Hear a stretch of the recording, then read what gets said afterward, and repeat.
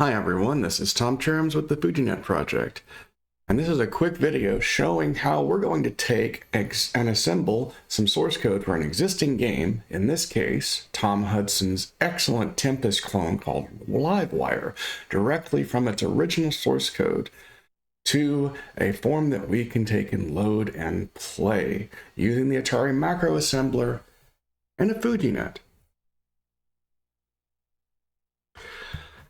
Okay, so over here on the left-hand side, I've got an Atari with a connected FujiNet here that we're going to take and do the assembly on.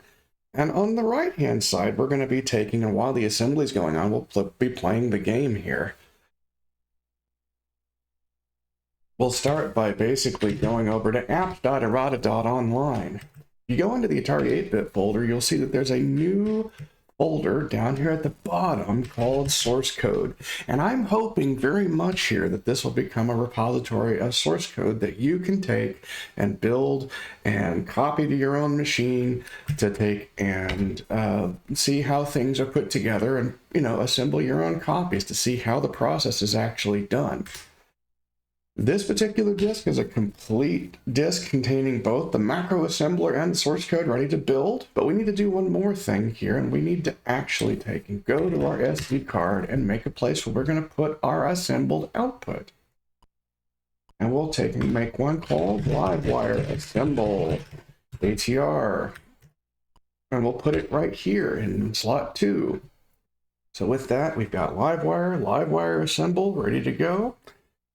And we can now take and hold down Option to boot into our Livewire disk.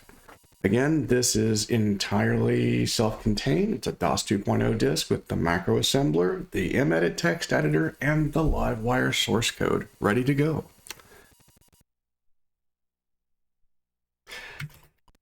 You see drive 1 here, everything ready to go, and you'll see that the original Livewire source code is actually very large. It's 354 sectors long. That's about 41.2 kilobytes worth of code that has to be assembled. You see AMAC, which is the assembler, Emedit, which is the text editor, and a little program that sets up a RAM disk if you want to use it. So I need to take, if we go to drive 2 right now, it's a blank disk. You need to format it. Sure, why not? And that's really all we really have to do. We take and drive 1, drive 2, ready to go.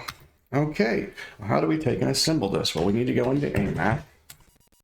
And if you need to, I would highly recommend picking up a copy of the Atari Macro Assembler manual from the Internet Archive. I will take and post a link to that in the description. We'll take and load in, and this was ported from a CPM utility originally called ACT, so it's a little odd in how it works, but we need to enter a source file name and some options.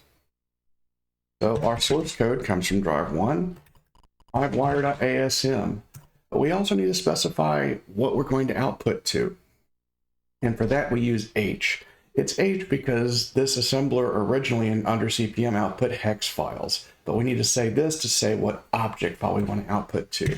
And we're going to output this to livewire.object. While that's going on, we'll let this assemble, and you can see about how long this is going to take for this to actually work. And it will happen in 2 passes. The first pass checks for syntax and make sure that everything is okay and starts building reference to all the symbols in place. And the second pass will actually start writing out the code from everything that it's resolved. So what is Livewire? Livewire was basically, somebody had told Tom Hudson that it wouldn't be possible to do a decent Tempest on the Atari 800. And so Tom Hudson took this as a challenge.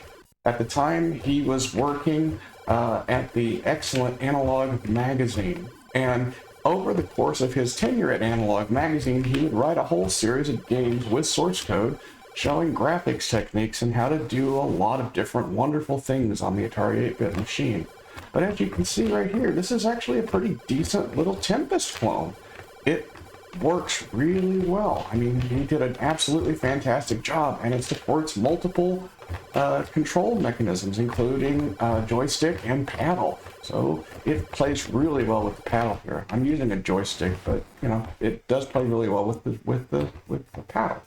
So you've got joystick and panel, etc. So we'll try it again. Here we go. You get 2 lives, and of course the objective here is to take and blast all of the baddies that come up the maze here. And this gets progressively harder as both the mazes become increasingly more complex, and the number of baddies also increase, and their strategies also change.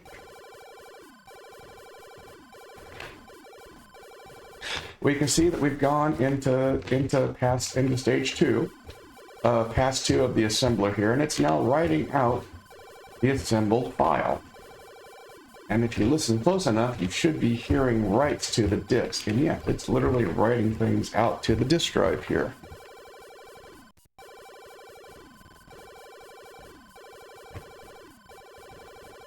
Looking good so far.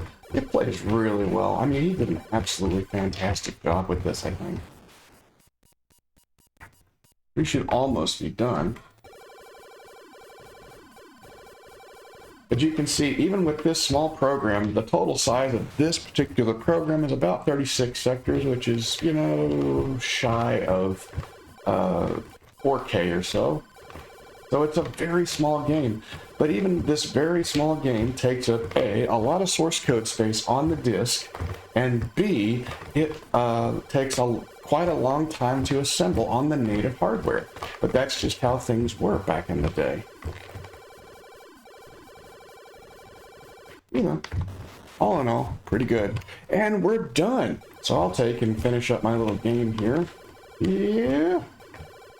Wow, okay. There we go. So now that we're done, the assembler has dropped us back to the same prompt here. And if I take and press the return key here, it will take and drop us back to the disk operating system menu here. If we see on drive 2 now, we have our assembled Livewire object code. And if we take and load it,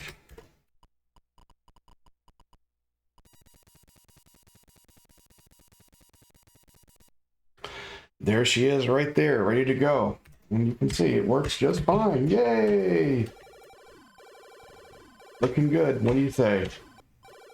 Just as intended. Of course, you can take and assemble this directly from FujiNet. You can take and make a copy to your local SD card slot and assemble it from there. Make modifications, make level changes. It's all there. Nice commented source code. And that's one thing I really want to take and try to get working. I want to try to take and build a repository of source code for Atari 8-bit users so that they can take and study the source code to see how to do all sorts of different things, graphic tricks and whatnot on the Atari 8-bit computer in a form that we can easily take and load up on our machines and see how things actually work in either emulated or native form. So with that, we'll take and end the video right here. I hope you guys enjoyed this. Until next time, guys. Have fun.